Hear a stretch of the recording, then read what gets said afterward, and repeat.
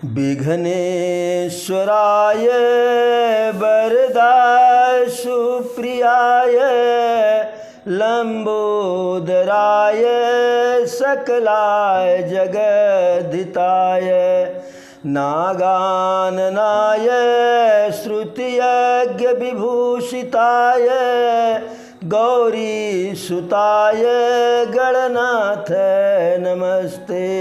गौरीसुताय गणनाथ नमस्ते। सीताराम चरण रति मोरे अनुदिन बढ़हि अनुग्रह तोरे। दीन दयाल बिरुद समभारी हरहु नाथ मम संकट भारी।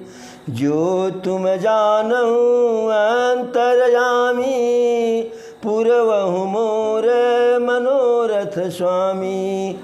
सकल विघ्न व्यापहि नहीं तेहि राम सुकृपा बिलो कहीं जेहि। नारद जी अपने यश का गुणगान करने के लिए क्षीर सागर पहुँच गए विष्णु जी के पास।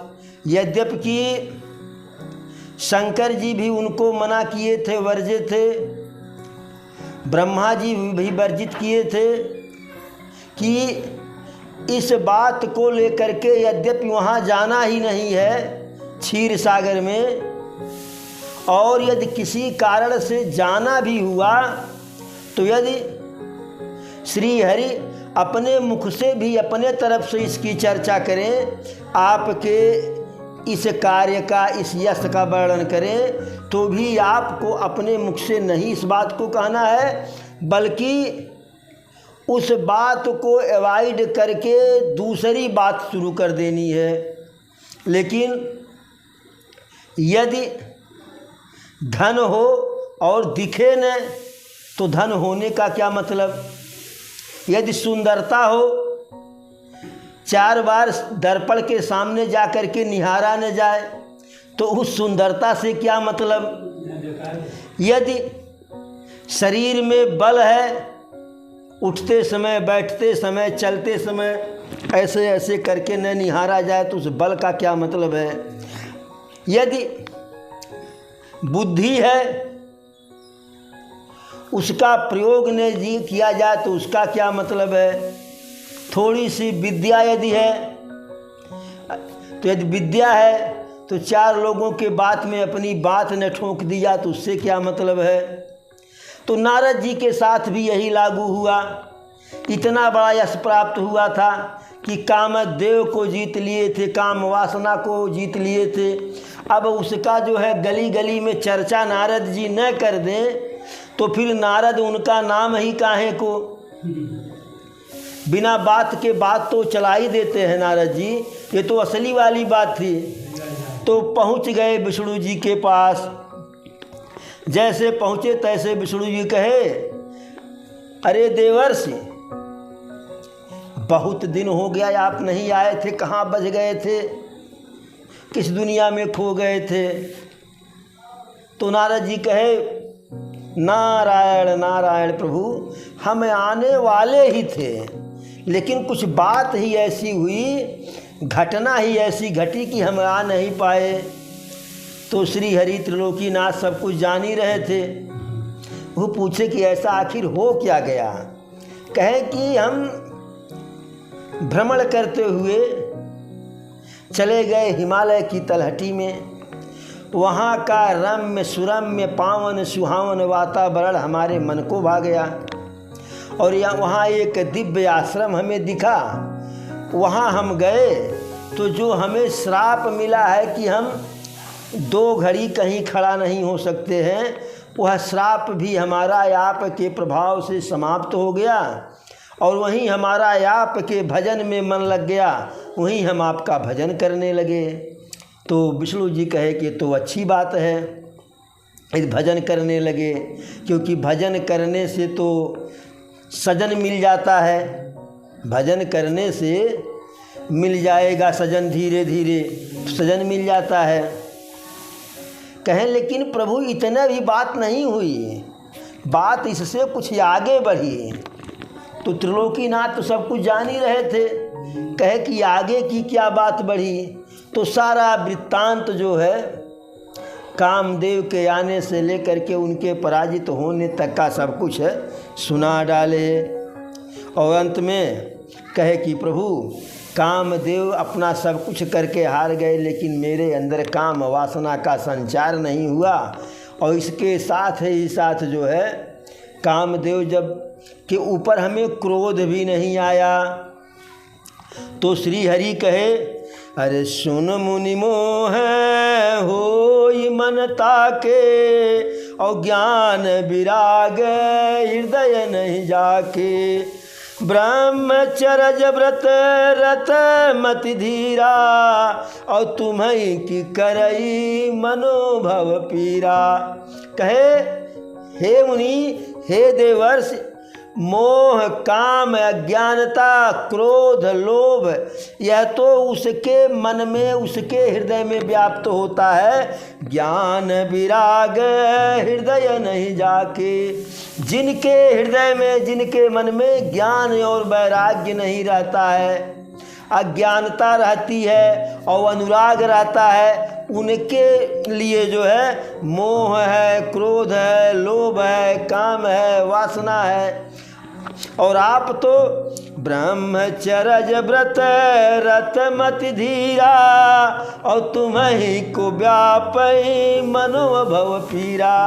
आप तो जन्मजात ब्रह्मचर्य हैं, ब्रह्मचर्य व्रत में बिल्कुल रमे हुए हैं। तो भला आपको जो है यह काम वासना कहाँ से व्याप्त हो सकता है। अब श्री हरि भी अपने मुख से बड़ाई कर दिए। अब तो नारद जी को लगा कि शिव जी जो कहे वह भी हमारा यश जो है फैलने नहीं देना चाह रहे थे। और शिव जी कहे तो कहे ही, पिताजी खुद नहीं चाह रहे थे कि नारद का यश त्रिलोक में फैले, और यहाँ श्री हरि खुद हमारी बड़ाई कर रहे हैं। तो नारद जी उनके अंदर और अभिमान हो गया, और अभिमान के साथ कहे, अंदर अभिमान लेकिन ऊपर से जो है श्री हरि का निहोरा लगा दिए। अरे नारद कहू सहित अभिमाना, और कृपा तुम्हारी सकल भगवाना। बोले अंदर से तो अभिमान व्याप्त था कि अरे हम ऐसा कैले ही बाटिए, तभी बड़ाई करते हैं न। लेकिन ऊपर से मुख से कहे जो है जैसे होता है कि अंदर कचड़ा भरा हो, अंदर गुबार हो, लेकिन ऊपर से जो है मीठी मीठी वाणी जो है।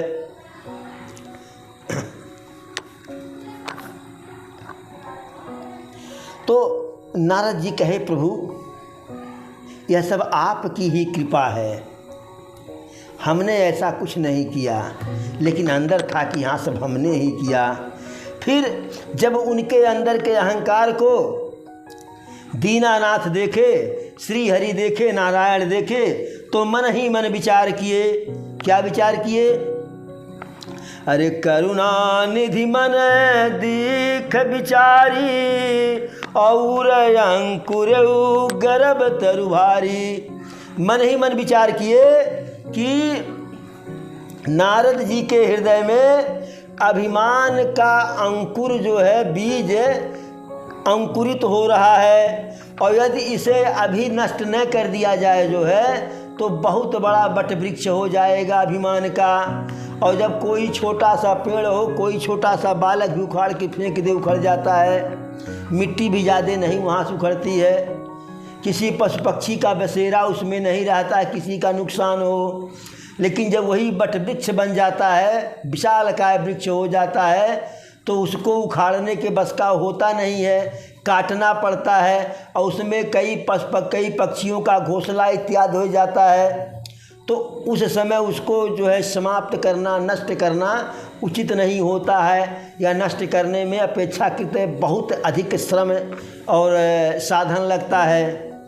तो श्री हरि मन ही मन विचार किए कि मैं जो नारद जी के हृदय में मन में अभिमान के बीज का अंकुरण हो रहा है, इसे हम वट वृक्ष नहीं होने देंगे, उसे अतिशीघ्र उखाड़ करके फेंक देंगे, क्योंकि अपने भक्तों का हित करना ही हमारा सबसे बड़ा धर्म है।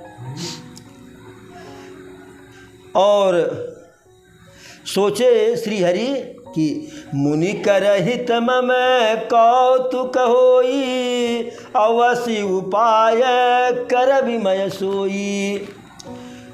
ऐसा कुछ मैं करूँगा, ऐसी लीला करूँगा मैं कि जिससे श्री नारद का हित हो जाए, मैं वही उपाय अवश्य करूँगा। फिर नारद जी इतनी सारी बात हो गई, श्री हरि को जो है के चरणों में सिर नमा करके प्रणाम करके और हृदय में अहंकार को लेकर के नारद जी, अत्यधिक अहंकार को लेकर के नारद जी वहाँ से चले जो है। और जब वहाँ से चले तो श्री हरि बीच रास्ते में ही जो है अपनी माया का विस्तार किए, अपनी लीला किए। बीरचऊ मग महु नगर तही सत जो जन विस्तार, श्रीनिवास पुर ते अधिक रचना विविध प्रकार। नारद जी जिस रास्ते से जा रहे हैं उसी रास्ते में बीचों बीच, सड़क के अगल बगल नहीं, सड़क जा रही है, सड़क के सामने ही जो है मार्ग में ही एक सुंदर जो है नगर की रचना कर दिए प्रभु। और सत योजन विस्तार, जिसका 100 कोस में विस्तार था, इतना बड़ा नगर। और कैसा नगर था? श्रीनिवास पुर ते अधिक रचना विविध प्रकार। स्वर्ग से भी श्रीनिवास अर्थात जो है विष्णु लोक वैकुंठ से भी जो है वह सुंदर था, विचित्र था, अद्भुत था। ऐसे नगर की रचना कर दिए। और उस नगर में जो स्त्री पुरुष विराजमान है, जो रहते थे, सबके सब सुंदर। और सुंदर कैसे कि पुरुष की सुंदरता कामदेव की सुंदरता को लज्जित करने वाली, और स्त्रियों की सुंदरता कामदेव की पत्नी रति की सुंदरता को भी लज्जित करने वाली। और उस नगर में राजा कौन थे? शील निधि नामक एक राजा थे। और उनके राज्य में असंख्य हाथी घोड़ा रथ सैनिक सब जो है और धन धान्य से बिल्कुल भरा हुआ एकदम समृद्ध नगर जो है। और उस शील निधि राजा का वैभव कैसा था? अरे सत सुरेश समय विभव विलासा, और रूप तेज बल नीति निवासा। सैकड़ों इंद्र के समान उनका वैभव था और विलास था, और रूप भी वैसे सुंदर, और उनका तेज और यश भी वैसे चमक रहा था। तो राज्य हो गया सुंदर सा 100 कोस में। राजा सैकड़ों इंद्र के समान तेजस्वी, राजा के पास अपार हाथी घोड़ा रथ सैनिक, खजाना बिल्कुल जो है भरा हुआ जो है, कुबेर के खजाने से भी अधिक जो है। और उस राजा की एक कन्या थी जिसका नाम विश्वमोहिनी था। और विश्वमोहिनी ऐसी सुंदर थी जो है कि उसके रूप को जो भी देखता था वह मोहित हो जाता था। लक्ष्मी जी भी जो है उसके रूप को देख करके मोहित हो जाती। और यह हकीकत में नहीं था, यह श्री हरि श्री नारायण की लीला थी, माया था जो है। और यह संसार ही उनकी माया है, यह संसार ही उनकी माया है। हमें जो दिखाई पड़ता है हकीकत में वही है कि जैसे स्वप्न में हम जो देखते हैं, और जब नींद हमारी समाप्त हो जाती है तो स्वप्न में देखा गया कोई भी चीज़ हमारे सामने नहीं रहता है। ठीक उसी प्रकार यह माया है। जब तक हमारे पास अज्ञानता रूपी नींद है, स्वप्न में हम देख रहे हैं सब कुछ हमको सही दिखाई पड़ता है।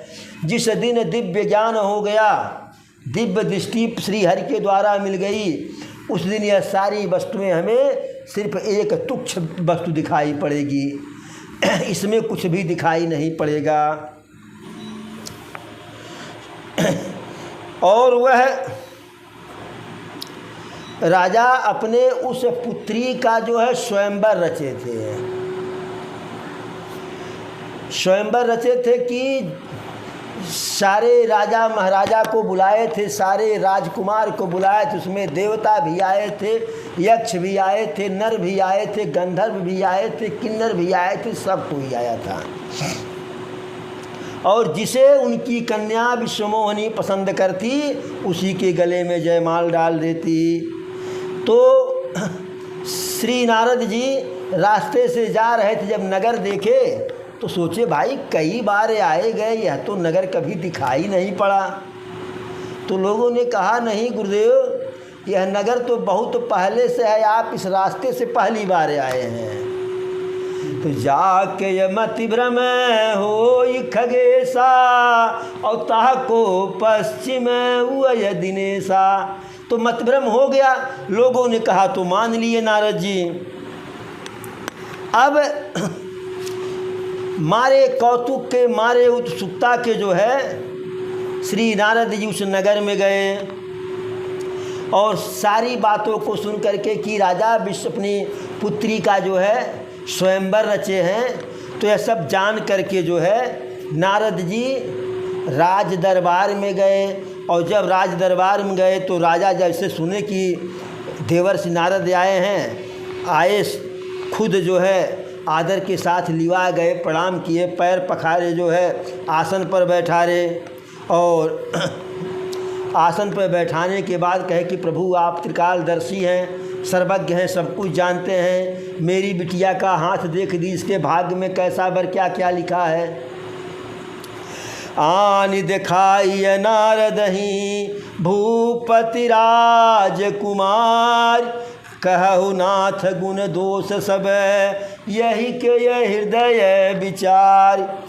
महाराज शीलनिधि अपनी कन्या को बुलाए, साथ में लाए और श्री नारद जी से कहे कि इसके हस्तरेखा को देख लीजिए, देख के बता दीजिए, इसके गुण दोष को अपने मन में विचार करके बताइए। अब जैसे ही कन्या का हाथ देखे, हाथ अपने हाथ में लिए, तो नारद जी हाथ कहाँ देख रहे हैं, अरे देखी रूप मुनि बिरति बिसारी, और बड़ी बार लगी रहे निहारी। जब हाथ देखना था तो रूप काहे देख रहे हैं। अरे भाई किसी का हाथ कितना सुंदर होगा, लेकिन नारद जी जैसे कन्या को देखे तो महाराज कहे कि हाथ देखिए। नारद जी एक हाथ से हाथ तो पकड़े, लेकिन जो है अपने नज़र को उनके चेहरे पर गड़ा दिए विश्वमोहिनी के, और बड़ी देर तक देखते रहे।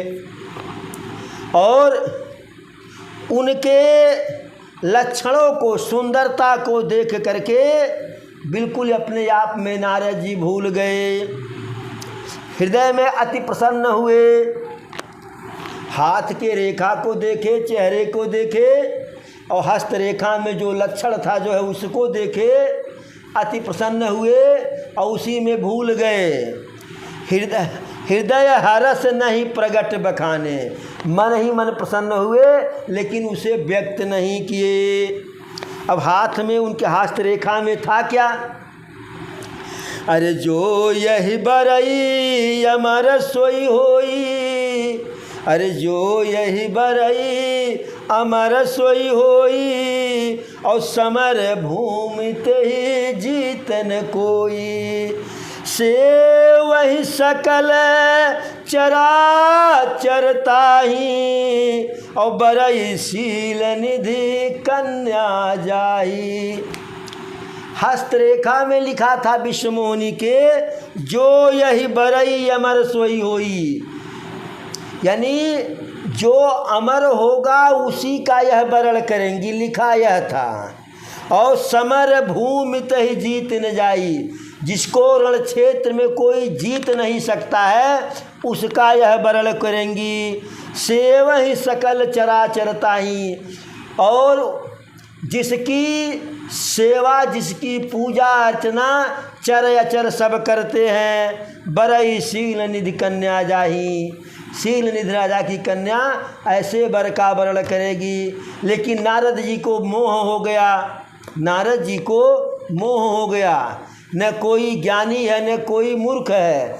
जब नारायण किसी को ज्ञानी बनाते हैं तो वह ज्ञानी हो जाता है, और जब किसी के हिस्से में मूर्खता भेज देते हैं तो वह महामूर्ख हो जाता है, वह कालिदास बन जाता है।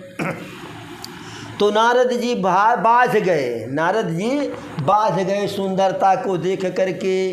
नारद जी क्या हस्तरेखा को देख के क्या विचार किए, जो यही बरई अमर सोई होई, समर भूमि तहि जीत न कोई। जिसका वर्ण यह करेगी वह अमर हो जाएगा। लिखा था हस्तरेखा में, जो अमर होगा उसका वर्ण करेगी। लेकिन नारद जी जो है उसे उल्टा पढ़ लिए कि जिसका यह वर्ण करेगी, जिसको यह पति के रूप में स्वीकार करेंगी वह अमर हो जाएगा। जिसको यह पति के रूप में स्वीकार करेंगी उसे कोई जीत नहीं पाएगा।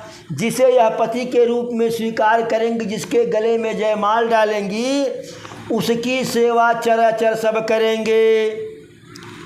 ऐसा जो है उल्टा पढ़ लिए, उल्टा पढ़, सीधा नहीं पढ़े, उल्टा पढ़े। अब जब ऐसा लक्षण देखे जो है विश्वमोहिनी के हाथ को देख करके ऐसा समझे कि सोचे कि अगर हम यह सारे लक्षण अभी बता देंगे तो इनसे विवाह करने के लिए होड़ सा लग जाएगी कि हमारे गले में जयमाल डालो, हमारे गले में जयमाल डालो। तो किसी को कुछ बताए नहीं नारद जी। अरे लक्षण सब विचार उर राखे, और कछुक बनाई भूप सन भाखे। सारे लक्षण विश्वमोहिनी के हाथ में जो था उसको अपने हृदय में बचा करके सहेज के रख लिए, और महाराज शील निधि से कुछ बनावटी कह दिए। बनावटी क्या कहे, अरे सुता सुलक्षण कही नृप पाही, और नारद चले सोच मन माही। महाराज से कहे, अरे आपकी बिटिया तो बहुत गुणवंती है, बड़ी भाग्यशाली है, इसका भाग्य तो बिल्कुल चरचरा रहा है, बस बड़े अच्छे वर से विवाह होगा। ऐसा कह करके नारद जी वहाँ से निकल लिए। लेकिन निकले तो मन में बहुत बड़ी चिंता है, बहुत बड़ा सोच है, फिक्र है। फिक्र क्या है कि अब ऐसा कौन सा उपाय करें कि जिससे यह कन्या हमारा वरण कर ले, हमको दुल्हा अपना मान ले। क्योंकि दुल्हा मान लेगी तो होगा क्या, नारद जी के अनुसार कि यदि कन्या हमारे गले में जयमाल डाल देगी तो हम अमर हो जाएंगे, रण क्षेत्र में कोई हमसे जीत नहीं पाएगा, सारे देवी देवता यहाँ तक के श्री हरि हमारा भजन करेंगे। अभी हम लालच मन में आ गई। समस्या एक भी और भी थी, अरे जप तप कछु न होइत ही काला, और हे विधि मिलई कमन विधि बाला। अब नारद जी इतने व्याकुल हो गए, न उनसे जप हो रहा था, न तप हो रहा था, न तो भजन हो रहा था। एक ही मन अंदर ही अंदर एक ही चिंता थी, एक ही व्याकुलता थी, हे विधि कवन विधि मिलई यही बाला। कौन ऐसा कार्य करे कि जिससे यह महाराज सिंध की कन्या हमारे गले में जयमाल डाल दे। लेकिन जयमाल पड़ने में बहुत बड़ी समस्या थी। नारद जी का इतना बड़ा बड़ा दाढ़ी था जो है, और जो शरीर की झुर्रियाँ, चमड़े की जो चमड़ा था, शरीर का ऊपरी भाग चर्म था, वो बिल्कुल झुर्री पड़ गया था। अरे उस विश्वमोहिनी कौन कहे, कोई जो है कलुटा भी विवाह नारद जी से नहीं करती। अब नारद जी को अपनी हकीकत तो पता थी कि यह रूप पर तो ब्याह नहीं हुई। भाई किसी का लड़का हो, कटिंग वाली दाढ़ी रखाई हो तो बरदखुआ भले स्वीकार कर लें, लेकिन बड़की बड़की दाढ़ी जौन बे इनके पाकल पाकल दाढ़ी देखी डर लागेला। तो ऐसे तो पुरुष को कोई कन्या स्वीकार नहीं करेगी। नारद जी सोचे यही अवसर चाहिए पर मैं, यही अवसर चाहिए पर मैं, शोभा रूप विशाल, जो बिलोकिरी जय कुंवरी और तब मेले जयमाल। नारद जी विचार किए कि इस समय विवाह करने के लिए उस कन्या से बिल्कुल सुंदर होना चाहिए, पर्सनालिटी भी बढ़िया होना चाहिए, शरीर विशालकाय होना चाहिए, जिसको देख करके विश्वमोहिनी अपने आप जो है रीझ जाए, प्रसन्न हो जाए।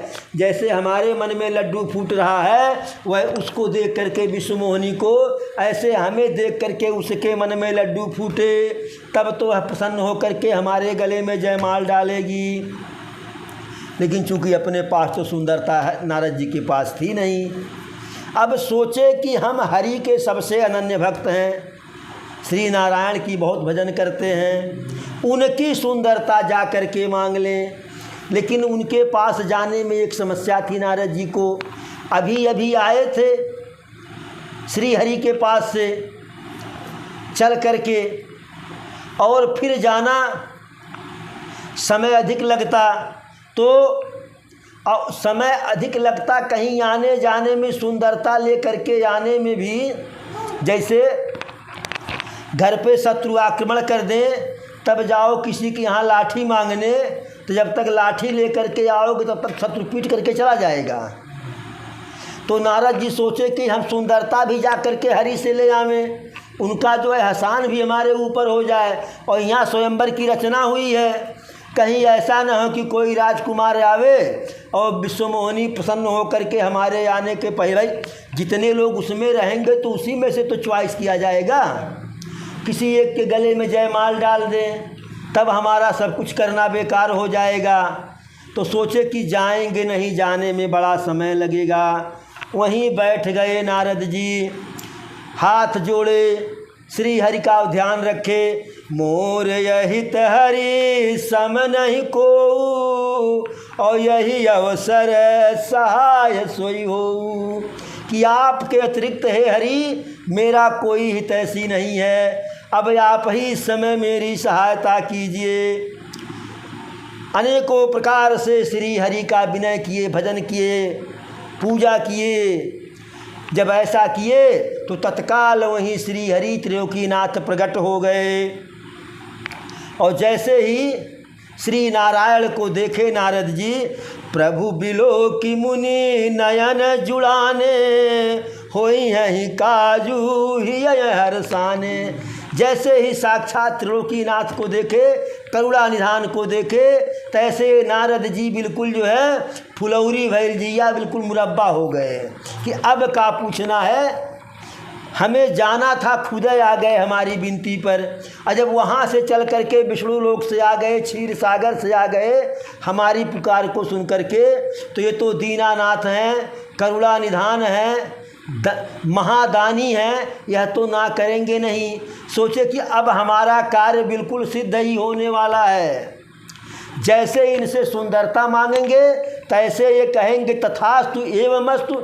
इधर मैं सुंदर हुआ, उधर राजा के यहाँ जो है स्वयंवर में गया, और उधर जो है विश्वमोहिनी गले में जयमाल डाल देगी। बिल्कुल गदगद हो गए नारद जी। लेकिन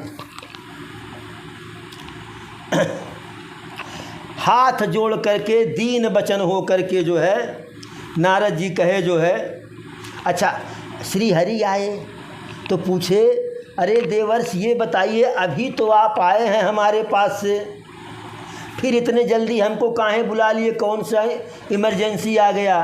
कहें प्रभु इमरजेंसी ही ऐसी आ गई है। तो नारद जी विष्णु जी पूछे कि कौन सी इमरजेंसी है? कहें प्रभु बुढ़ापा आ गया, अपने हाथ से रोटी बनाते बनाते जैसे ही रोटी तवा में डालते हैं, रोटी पलटते हैं तो हाथ जल जाती है। जवानी बचपना जवानी काट लिए, अब बुढ़ौती कटने वाली नहीं है। यदि आपकी कृपा हो जाए तो 2 ठू रोटी बनाने वाली मिल जाए तो कहें इसमें क्या बड़ी भारी बात है, जिस किसी को चाहो रोटी बनाने के लिए रख लो। नारद जी कहे प्रभु हम ऋषि मुनि हैं, हम ब्रह्मचारी हैं, अब हम जिस किसी को रख लेंगे, इधर टेम्परेरी कुछ नहीं होगा, टेम्परेरी हम आपका भजन नहीं करते हैं तो टेम्परेरी रोटी बनाने वाली को नहीं रखेंगे। तो दीनानाथ तो सब कुछ जान ही रहे थे, इनको रखना किसको है। हाथ जोड़ के कहे अति आरती कही कथा सुनाई, और करहु कृपा करी हो सहाई। आपन रूप देहु प्रभु मोही, अवान भांति नहीं पावऊ ही। हाथ जोड़ करके सारी कथा बताए, कहे प्रभु सहायता कर दीजिए, अपना स्वरूप, अपनी आकृति, अपनी सुंदरता हमको दे दीजिए। कोई दूसरा उपाय हमको दिख नहीं रहा है जिससे वह कन्या हमको मिल जाए। यह कहते कहते नारद जी एक बात और कह दिए, अरे जहि विधिनाथ हो हित मोरा, और करहु सुबेगी दास मैं तोरा। तय कि जय विधिनाथ हो हित मोरा।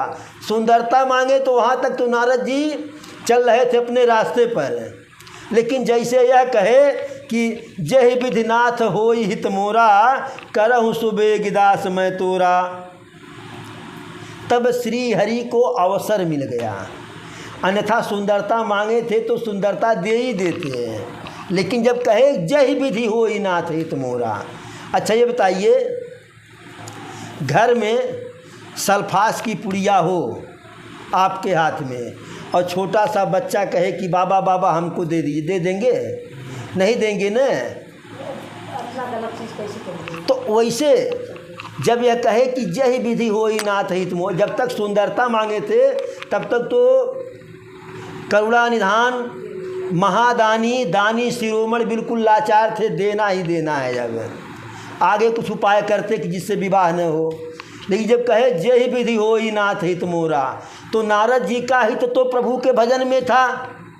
करहु सुबेगी दास मैं तोरा, जल्दी से वही कर दीजिए। नारद जी तो यह सोच करके कहे कि जौने तरह से हमारे बियाह हो जाए जल्दी से उपाय करो, लेकिन अपने ही बात में नारद जी फंस गए। प्रभु को जो है लीला दिखाने का अवसर मिल गया कि इनका तो हित जो है भगवत भजन में है, विवाह करने में नहीं है। क्योंकि नारद जी को बाद में प्रभु समझाए थे कि काम क्रोध लोभादि मद, काम क्रोध लोभादि मद, सकल मोह कय धार, तीन में यति दारुण दुख दे, माया रूपी नारी। तो नारद जी को बताए कि काम क्रोध लोभ मद सब मोह के धार हैं, कष्ट के जड़ है, और उसमें भी सबसे अधिक दुखदाई माया रूपी स्त्री है। समझा दिए थे, नारद जी समझ गए थे। लेकिन जब जंगल में सीता जी को दर दर भटक करके प्रभु खोज रहे थे, हा गुड़ खाने जानकी सीता, तो नारद जी गए वहाँ भी। भला नारद जी कहाँ चुप होने वाले हैं, कहाँ मानने वाले हैं। कहें प्रभु वाह क्या आपकी लीला है। जब हम विवाह करना चाहे तब तो कहे कि तीन में अति दारुण दुखद माया रूपी नारी। हम जिससे विवाह करना चाह रहे थे माया रूपी नारी है, और आप जिससे विवाह किए हैं कह रहे हैं हा गुड़ खान जानकी सीता। आप वाली गुड़ की खान है और हमारी वाली दुख की भंडार है। प्रभु यह पक्षपात तो नहीं चलेगा, पैमाना तो एक ही रखना पड़ेगा। तो प्रभु से जब कहे कि जय विधि होई नाथ हित मोरा, करहु सुबेगी दास मैं तोरा, तो प्रभु जो है निज माया बल देख विशाला, हिय हंसी बोल ये दीन दयाला। अपनी प्रभु की ही तो माया थी, प्रभु ही तो जो है नारद के अभिमान को समाप्त करना चाह रहे थे। तो अपनी माया को सफल होते देख अपनी लीला, उनकी प्रभु की लीला उनके दिशा में जा रही। इससे आप कोई कार्य कर रहे हो जब कार्य आपकी योजना के अनुसार आगे बढ़ती है, सफलता दर सफलता मिलते जाती है, तो आपको बड़ी प्रसन्नता होती है। जेठ बैसाख में खेत जोतावे गई लो, ट्रैक्टर खेत में आइल, तब तक हर हर हर हर पानी बरस गई, ओ ट्रैक्टर वो बोलौली पानी वो बरस गई, या जोता के जैसे निकले तैसे पानी बरस गया, तब आपको प्रसन्नता नहीं होगी ना। खेत में खर वाली दवा डाल करके आइए तब हर हर पानी बरस जाए, तो सब तो आप, लेकिन प्रभु की लीला थी कि प्रभु को अपने लीला में सफलता ही मिल रही थी, सफलता मिलनी ही थी प्रभु को। तो मन ही मन हंसे जो है, और हंस करके बोले भी, ही हंस बोले दीन दयाल, हंस करके मुस्कुरा करके करुणा निधान बोले, जय विधि होई परम हित, जय विधि होई परम हित, नारद सुनहु तुम्हार, सोई हम करब नयान कछु, बचन न मृषा हमार। कहे हे नारद जी, जिस प्रकार से आपका हित होगा, परम हित यानी बहुत बढ़िया वाला श्रेष्ठ हित, मैं वही करूँगा, कुछ अन्य नहीं करूँगा, और मेरी यह बात झूठी नहीं होगी। लेकिन नारद जी तो बिल्कुल कामांध हुए थे, प्रभु की रहस्यमयी वाणी को बूझ नहीं पाए। फिर प्रभु आगे कहते हैं, कुपथ माग रुजय व्याकुल रोगी, और वैदन देई सुनहु मन जोगी, यही विधहित तुम्हार मय ठयऊ, कही असयंतर हित प्रभु भयऊ। यद्यपि प्रभु कहे कि कुपथ माग रुज व्याकुल रोगी, यदि जो असाध्य रोग से ग्रसित है वह दवा की बजाय कोई स्वादिष्ट वस्तु मांगे खाने के लिए, तो डॉक्टर उसको नहीं देगा। वैद्य न दे सुनहु मुनि जोगी, हे मुनीश्वर, हे नारद जी, वैद्य उसको नहीं देगा। अब शुगर का मरीज कहे कि ला करके हमको जलेबी खिलाओ, ला करके हमको चाय पिलाओ, मीठा वाला रसगुल्ला खिलाओ, तो डॉक्टर उसको खाने देगा? नहीं ना। तो प्रभु कहे, लेकिन नारद जितने कामांध थे जो है कि कुछ सोच ही नहीं पाए कि लीला बिहारी का कह रहे हैं। ऐसा कह करके यही विधि हित तुम्हार मैं ठयऊँ, प्रभु कहे कि इसी प्रकार से मैं तुम्हारा हित करूँगा। अस कही प्रभु अंतर हित भयऊ, ऐसा कह करके त्रिलोकीनाथ अंतर ध्यान हो गए। अब नारद जी को लगा कि प्रभु अपनी सुंदरता हमको दे दिए हैं, अपनी सुंदरता प्रभु हमको दे, कि ऊपर ही कह दिए थे मोरे हित हरि अब नहीं को, तो हरि का बंदर को भी हरि कहते हैं। और माया के बसीभूत होने के कारण नारद जी श्री हरि के रहस्यमयी वाणी को नहीं समझ पाए, और वहाँ से सीधे जो है उस जो है विवाह वाले स्वयंवर में गए। और जब विवाह वाले स्वयंवर में गए तो प्रभु इनकी लाज को बचा लिए, नारद जी के लाज को त्रिलोकीनाथ बचा लिए। त्रिलोकीनाथ का वहाँ 3 रूप है, विश्वमोहिनी, उनकी सखियाँ, और जो श्री हरि के जो है 2 गण थे, श्री हरि के जो 2 गण थे, यह नारद जी को देख रहे थे तो इनका जो है चेहरा बंदर का था, और बाकी जितने देख रहे थे सबको नारद जी देवर्षि नारद के रूप में नजर आ रहे थे। और जब नारद जी स्वयं को अपने चेहरे पर, क्योंकि प्रभु की सुंदरता मिली है, तो जब हाथ फिराते थे तो जो कोमल कोमल बाल जो है उनके हाथों से स्पर्श होता था, तो नारद जी को लगता था कि श्री हरि का चेहरा है, इसलिए इतना मुलायम, इतना जो है गुद्दीदार है। तो नारद जी को अपने आप में अपना चेहरा हरि का लगता था, विष्णु जी का। विश्वमोहिनी उनकी सखियों और जो है श्री हरि के जो 2 गण थे उनको जो है नारद जी बंदर के रूप में लगते थे, और बाकी पूरा समाज नारद जी को नारद जी के रूप में देखता था। अब जब वहाँ नारद जी गए जो है तो मुनि हित कारण कृपा निधाना, और दीन कुरूप न जाई बखाना। नारद जी के हित के ही लिए, अगर नारद जी का विवाह हो गया होता तो नारद जी देवर्षि नारद कैसे रहते? आज उनका गुणगान थोड़ी न होता। तो इसलिए उनको नारद ही रहने दिए, देवर्षि ही रहने दिए। तो ऐसा कुरूप उनको दे दिए, ऐसा खराब चेहरा दे दिए कि जिसको कहा नहीं जा सकता। बंदर का मरकट करिका ढाढ़ा बंदर का चेहरा दे दिए। सो चरित्र रखी काहुन पावा, और नारद जानी सबहि सिरुनावा। दिए थे कुरूप, लेकिन किसी को और कोई नहीं देख पाया। जब वहाँ गए स्वयंवर में तो देवर्षि नारद जी आ गए हैं स्वयंवर में, ऐसा सभी लोग जाने। और सभी नारद जी को नारद जी मान करके नारद जान सबहि सिरनावा, सबने प्रणाम किया। देवर्षि प्रणाम है। कौन देवर्षि? कौन नारद? किधर चला? तो राजकुमार बने हुए थे, स्वयं हरि बने हुए थे। वहाँ रहे तहाँ दुय रुद्र गण, ते जानहि सब भेव। विप्र वेश देखत फिरहि, परम कौतुकिय तेव। वहाँ पे शिव जी के 2 गण भी थे, क्योंकि शिव जी जब मना किए थे कि विष्णु जी से न कहना, तभी शिव जी इनके पीछे अपना 2 गण लगा दिए थे कि जरा देखिए कौन सी लीला होने वाली है। तो ब्राह्मण के वेश में उस महाराज शीलनिधि के स्वयंवर में, विश्वमोहिनी के स्वयंवर में शिव जी के 2 गण थे जो ब्राह्मण के वेश में थे। वो सारी भेद जानते थे जो है। और नारद जी गए, लोगों ने देवर्षि कह के प्रणाम किया। नारद जी सबको डांटे डपटे। तो लोगों को लगा कि नारद जी सादगी वाले व्यक्ति हैं, यह चकाचौंध में थोड़ा सा डिस्टर्ब हो गए हैं, कोई उधर ध्यान नहीं दिया।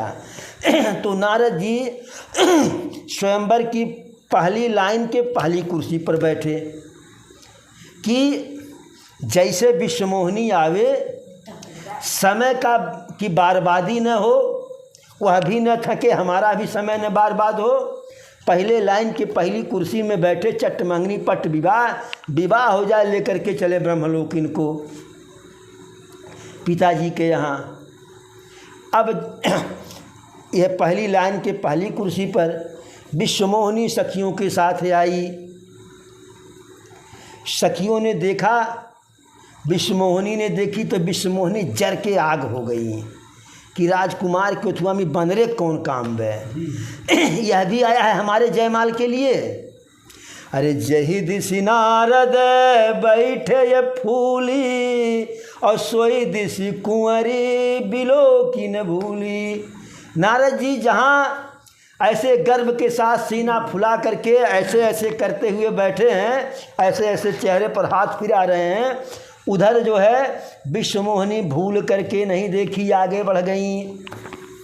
नारद जी को लगा कि पहले लाइन के पहली सीट पर थे, इसलिए देख नहीं पाई। कभी कभी हम लोग बस में चढ़ते हैं, आगे वाली सीट खाली रहती है, लेकिन उस पर हमारी नज़र नहीं, हमारी नज़र बीच में वो पीछे जाती है। नारद जी को लगा बस यही बात होगी। तो विश्वमोहिनी जहाँ टहल रही थी, जहाँ घूम रही थी, नारद जी फिर वहाँ जा कर के बैठे। जब वहाँ गए तो जो राजकुमार वहाँ बैठा था, नारद जी को नारद जी जान करके वह खड़ा हो गया कि भाई श्राप दे देंगे। तो वहाँ बैठ गए, वहाँ भी इनको छोड़ती हुई चली गई। इतने में साक्षात करुणा निधान आ गए, त्रिलोकीनाथ आ गए, दीनानाथ आ गए, अपनी सुंदरता के साथ श्री हरि आए। और श्री हरि को जैसे ही जो है, श्री हरि को जो है विश्वमोहिनी देखी, तैसे उनके गले में जयमाल डाल दी। अरे धरि नृपतन तह गयऊ कृपाला, और कुंवरी हरसि में लेऊ जयमाला। राजकुमार का शरीर धारण करके दीन दयाल वहाँ पे गए और उनको देख करके विश्वमोहिनी प्रसन्न होकर के उनके गले में जयमाल डाल दी। और दुल्हन लय गए लक्ष्य निवासा और नृप समाज सब भयउ निराशा। और दीन दयाल विश्वमोहिनी को लेकर के अपने जो है लक्ष्य निवास चले गए, विष्णु लोक को चले गए। सारा राज समाज तो उदास हुआ, लेकिन सारा राज समाज तो उदास है भर हुआ, क्योंकि ऐसे उसमें कोई जिसके पास पत्नी न रही हो, रानी न रही हो। लेकिन नारद जी तो पत्नी के लिए क्या से क्या हो गए, क्या से क्या हो गए देखते देखते। नारद थे, देवर्षि थे, ब्रह्मर्षि थे, और देखते ही देखते जो है बिरही बन गए। इनका तो सब कुछ लुट गया नारद जी का। अब नारद जी के लिए कैसे हुआ? अरे मुनियत बिकल मोह मति नाठी और मन गिर गई छूट जन गाठी। मारे अज्ञानता में, मारे कामांधता के बस जो है नारद जी इतना विचलित हो गए, इतना विकल हो गए, ऐसे रुहासा हुए कि जैसे कोई बनिया हो जो गांठ लगा करके अपने जो है उसमें पोटली में हीरा रखे हुए था जो है, और गांठ छूट गई, हीरा गिर गया जो है। इतना दुखी हुए नारद जी। तब वहीं श्री शंकर जी के जो दोनों गण थे वह मुस्करा करके बोले, कहे कि अरे गुरुदेव काहे इतना विकल हो रहे हैं, और विकल न होइए, जा कर के अपने जो है चेहरे को दर्पण में देखिए। ऐसा कह करके वह दोनों झुरिया झार वहाँ से भागे कि बहुत पहले से मजाक कर रहे थे, चिढ़ा रहे थे। तो ऐसा कह करके कि अपने चेहरे को जा कर के दर्पण में देखिए, अपनी सुंदरता तक, सुंदरता को तो देखिए। ऐसा कह करके वो भागे बड़ी जोर से, और नारद जी को तब लगा कि कुछ दाल में काला है। तो गए शांत जल में अपने चेहरे को देखे।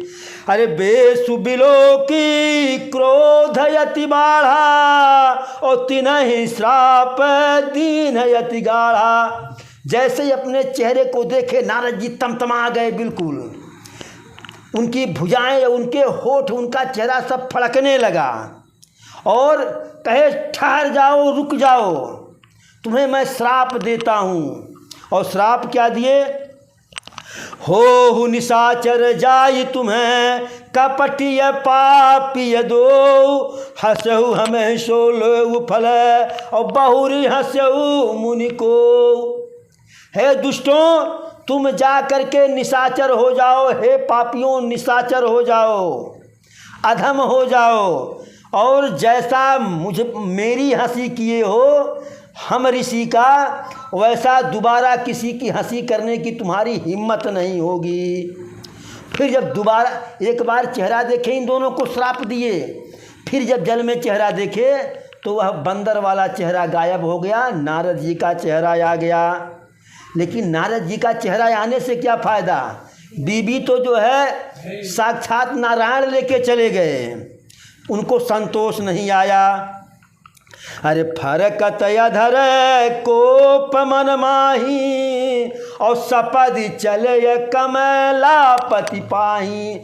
मारे क्रोध के होठ फड़फड़ा रहा है, मन में क्रोध है, और बिल्कुल प्रतिज्ञा करके चले लक्ष्मी जो है श्री हरि के पास, नारायण के पास, कि जा करके या तो उनको श्राप दे दूंगा या उनके सामने ही मैं जो है अपनी हत्या कर लूँगा, जैसा कि उन्होंने मेरा इतनी बड़ी उपहास करा दिए। जा ही रहे थे नारद जी जो है मारे क्रोध के, जल्दी जल्दी पैर बढ़ाते हुए इधर से नारद जी जा रहे हैं, उधर से साथ में श्री हरि बीच रास्ते में मिल गए। एक तरफ लक्ष्मी जी, एक तरफ जो है विश्वमोहिनी। और श्री हरि की आदत थी हर किसी से मुस्कुरा करके बोलने की, दुख हो या सुख हो। क्या कहे श्री हरि नारद जी से?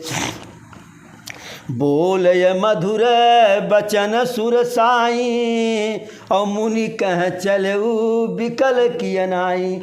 चिढ़ा दिए कि हे मुनीश्वर, हे देवर्षि, बहुत व्याकुल लग रहे हैं, कहाँ जा रहे हैं? अब इस बात को तो सुन करके भाई जो मारे और मार के पूछे पिलात बे। तो नारद जी का क्रोध और 7वें आसमान पर मारे क्रोध के कहे, पर संपदा सकहु नहीं देखी और तुम्हारे ईर्षा कपट विसेखी। दूसरे को फलते फूलते तुम देख नहीं सकते हो, तुम्हारे मन में रोआ रोआ में कपट और ईर्षा व्याप्त है। अरे इतने तुम कपटी हो कि जब समुद्र का मंथन हुआ तो विष शंकर जी को पिला दिए और स्वयं लक्ष्मी जी को लेकर के किनारे हो गए।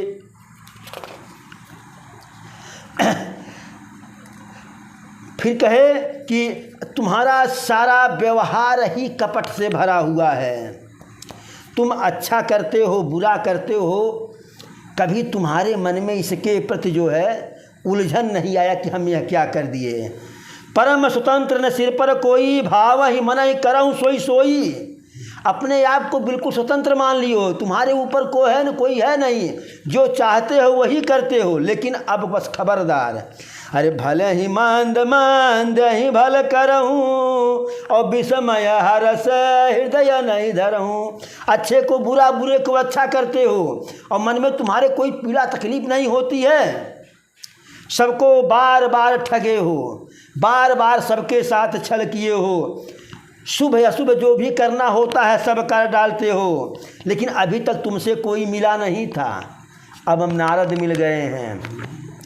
भले य भवन अब बायन दीना और पाऊगे फल यापन कीना। बढ़िया घरे न्योता दे भेज दे बाटा, जौन कैले या करनी का फल मिली। श्राप नारद जी देते हैं, क्या देते हैं?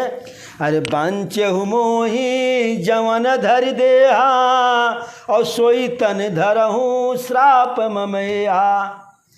जो शरीर धारण करके तुम मुझको जो है ठगे हो, मेरे साथ छल किए हो, वही स्वरूप मनुष्य के रूप में तुम धारण करोगे। और जो स्वरूप हमें दिए, जो रूप हमारा बनाए, यही रूप तुम्हारी सहायता करेंगे। यद्यपि कि तुमने मुझसे मेरी पत्नी को छीन लिया, लेकिन हमारे ही रूप वाले तुम्हारे पत्नी को खोजने में सहायता करेंगे। मम अपकार कीन तुम भारी और नारी बिरह तुम हो बेदुखारी। मेरा बहुत अनभल किए, मेरा बहुत नुकसान किए, मुझको बहुत रुलाए हो, तो श्राप देता हूँ कि तुम भी नारी के लिए ऐसे विरह में घूमोगे, ऐसे रोओगे। जब सारा श्राप नारद जी दे लिए तो उनके श्राप को श्री विष्णु जी अपने सिर पे धारण कर लिए, स्वीकार कर लिए। और जब स्वीकार कर लिए तो अपनी माया की प्रबलता जो है उसको खींच लिए। और जैसे ही माया की प्रबलता खींचे, अरे जब हरि माया दूर निवारी और नहीं तह रमान राजकुमारी। तब मुनियति सभी हरि चरना और गहे पाही प्रणतारित हरना। जैसे ही श्री हरि अपनी माया को खींचे, माया दूर किए, लीला को समाप्त किए, तैसे ही वहाँ न तो लक्ष्मी जी रही न तो विश्वमोहिनी रही। जब नारद जी के ऊपर से जो है काम वासना का भूत समाप्त हुआ, जब प्रभु अपनी माया खींच लिए, तब अत्यधिक भयभीत हो गए नारद जी कि ये हमने क्या किया।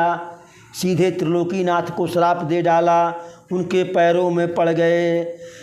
फिर कहे कि हे प्रभु, मेरी इच्छा यही है कि जो मैंने आपको श्राप दिया वह जो है वह श्राप न लगे आपको। तो श्री हरि कहे कि नारद जी आपने श्राप दिया नहीं, मैंने लिया श्राप। मैं श्राप लिया, आप दिए नहीं। तो कहे मैंने हम ही से श्राप, हम ही थे श्राप देने के लिए। कहें कि आप अपने हैं, आपके ऊपर विश्वास था, अपनों से ही लिया जाता है, और यह आप दिए नहीं, हम लिए हैं। कहे प्रभु हमारी इच्छा यही है कि यह श्राप बेकार हो जाए। तो प्रभु कहे आपका नाम क्या है? कहे नारद। तो नारद का माने न रद, यानी जो कह दिए वह रद्द नहीं होगा। यानी जो बात नारद जी के मुख से निकल गया वह बेकार नहीं हो सकता है। तो कहें कि प्रभु सब तो ठीक है, लेकिन ये बताइए जो मैंने आपको उल्टा सीधा बुरा भला कहा, इतना बड़ा पाप मेरे ऊपर लगा, अब यह पाप कैसे नष्ट हो? तो प्रभु कहे जा करके शंकर जी के नाम का जाप कीजिए। जपहु जाय शंकर सतनामा, होई हैं हृदय तुरत विश्रामा। शंकर जी का जा करके जाप कीजिए, उनका स्मरण कीजिए, उनके नाम का जप कीजिए, तुरंत आपके मन को शांति मिलेगी। क्योंकि शंकर जी जैसा प्रिय हमारे लिए कोई नहीं है। कहते हैं कि जिस पर शिव जी की कृपा नहीं होगी वह मेरी कृपा पा नहीं सकती है। ऐसा कह करके कहे कि अब हमारा यह वरदान तुमको है कि अब तुम्हारे ऊपर कभी माया हावी नहीं होगी। जो माया का अंकुरण था, जो बीज उत्पन्न, उसको मैंने नष्ट कर दिया जो है। अनेकों प्रकार से नारद जी का प्रबोध किए, समझाए, और समझा करके प्रभु अंतर ध्यान हो गए। और वहीं से नारद जी, हालांकि प्रभु कहे थे जाय जपऊ शंकर सतनामा, लेकिन नारद जी शंकर का नाम नहीं जपे। कहीं से जान रहे थे कि प्रभु का ही नाम जपने से जो है भलाई होने वाला है। राम ही राम रटन लागे जिभिया। तो वहीं से नारद जी सत्यलोक को चले, ब्रह्मलोक को चले, और राम राम जपते हुए जो है प्रभु श्री राम का गुणगान करते हुए चले जो है।